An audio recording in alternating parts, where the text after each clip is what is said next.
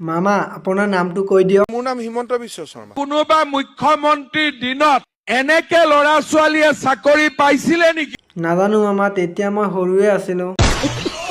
বিনা পইচাত চাকৰি পালে ভাল লাগিব নে নালাগিব? বিনা কষ্টত চাকৰি পালে আৰু বেছি ভাল লাগিলহেঁতেন। আমিও ল'ব নিদিওঁ, হৈ গ'ল। মামা মই এনেহে ক'লো। যাৰ বিয়া হোৱা নাই এবছৰত বিয়া কৰি ল'ব লাগে। চাকৰি পালেহে বিয়া কৰিম বুলি ভাবিছ। নাই মই খালি সুধিছো। ভগৱানে লিখি থলে এনে আহিব। ভগৱান ইয়াত নাহে, ভগৱানেতো আশীৰ্বাদ কৰে।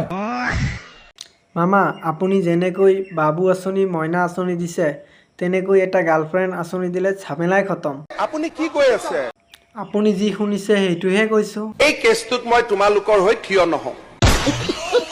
তেতিয়াহ'লে মই আপোনাক ভোট নিদিওঁ। তাৰ কাৰণে বিজেপিক ভোট দিব লাগিব নে নালাগিব? লাগিব লাগিব।